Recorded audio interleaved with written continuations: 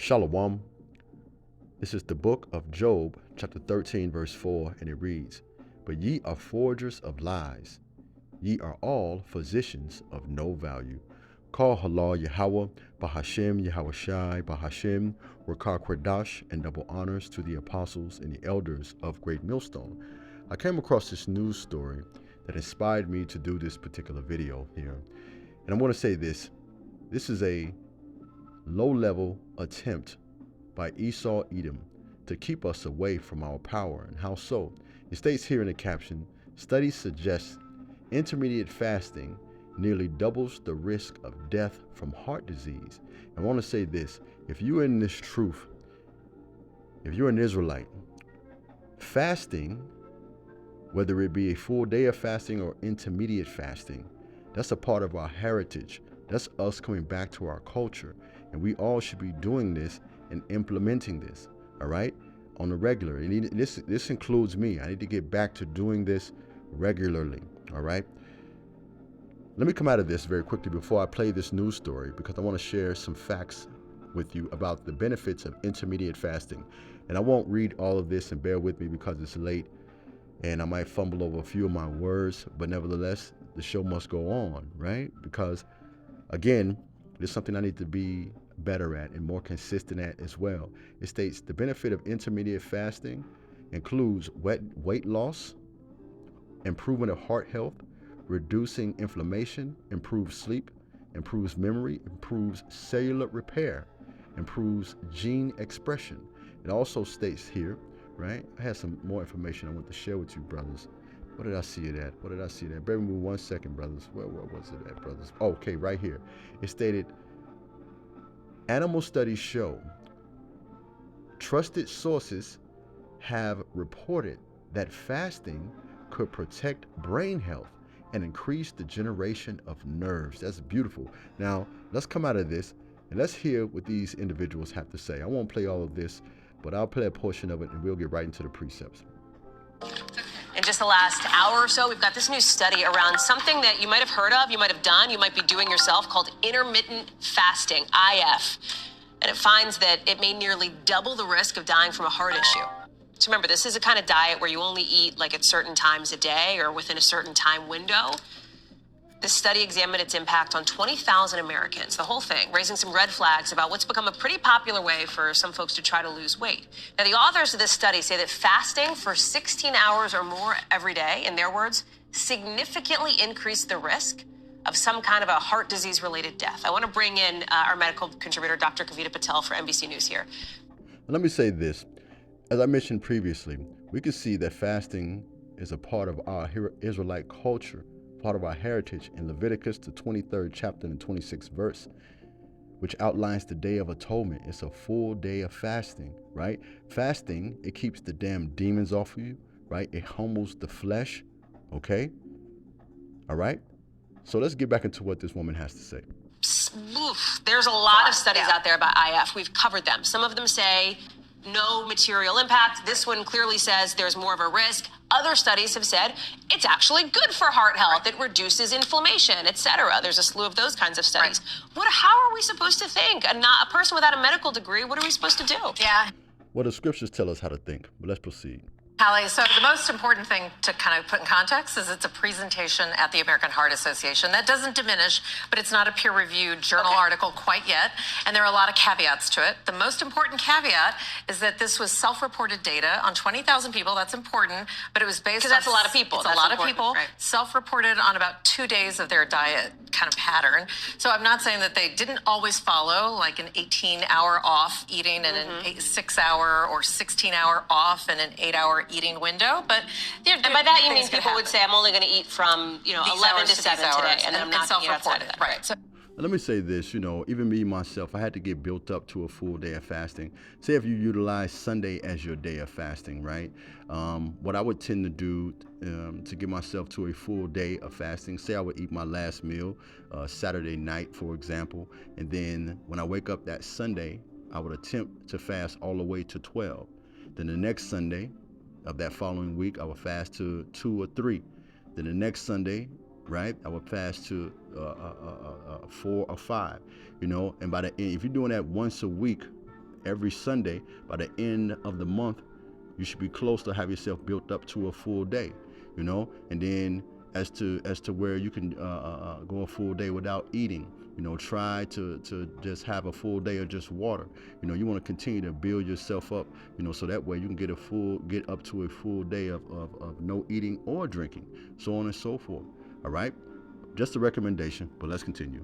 Anytime it's self-reported, you have to take it with a grain of salt. And then number two, we don't know about what these people ate. So for all we know, people were eating pretty bad food. And it doesn't matter when you eat bad food, it's bad for you. So we need to look at the quality of the food and other factors that affect diet. Okay, too. but can we make an assessment as medical professionals, which I'm not one, but can there be an assessment made on intermittent fasting? Does it work? Is it good, or is it problematic? Right. So I think... Well, we already know, according to the scriptures, it's great, right? And how do we know for sure?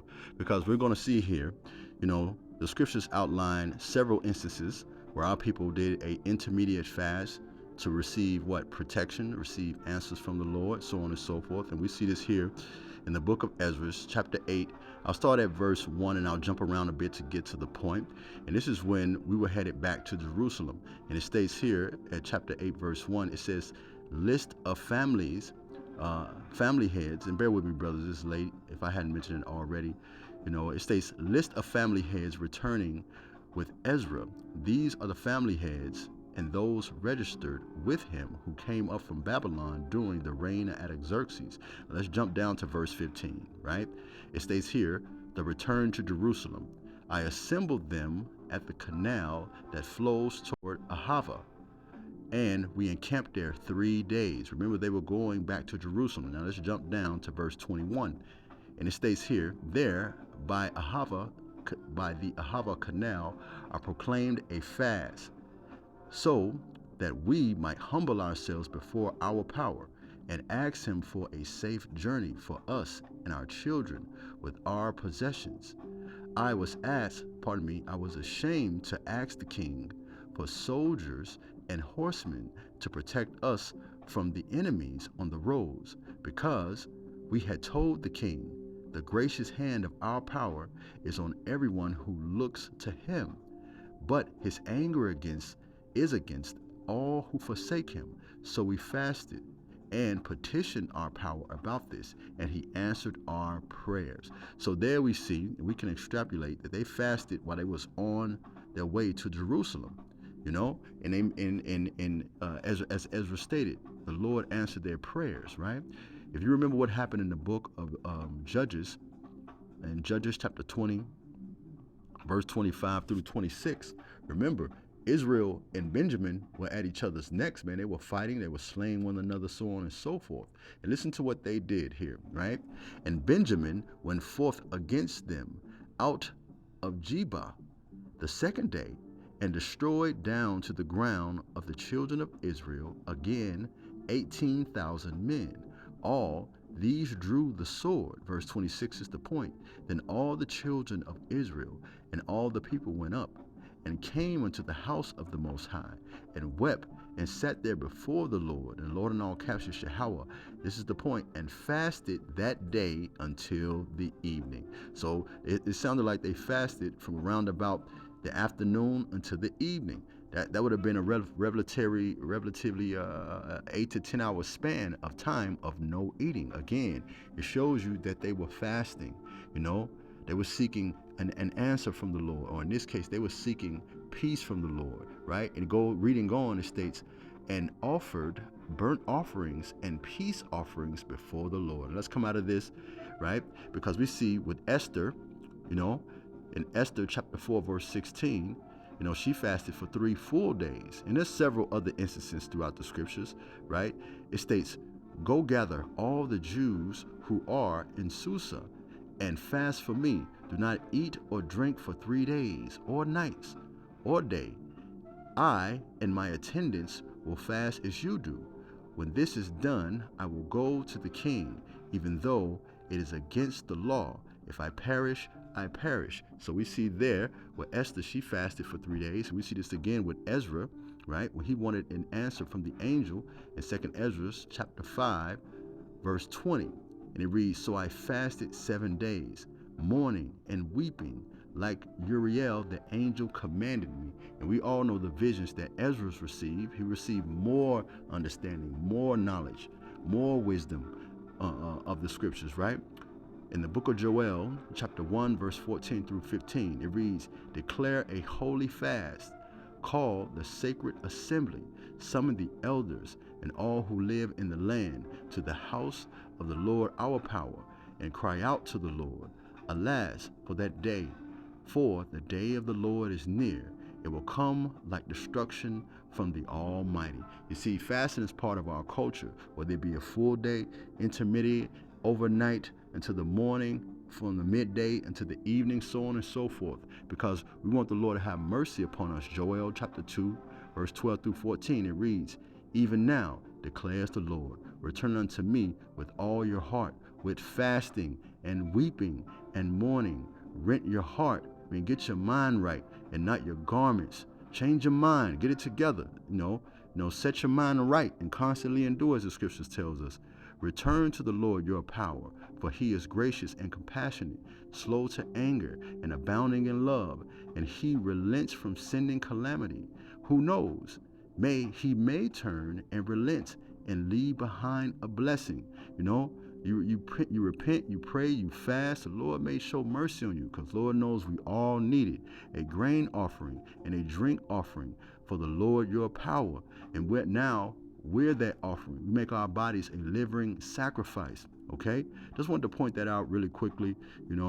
Hopefully, brothers, it was edifying. Shalom.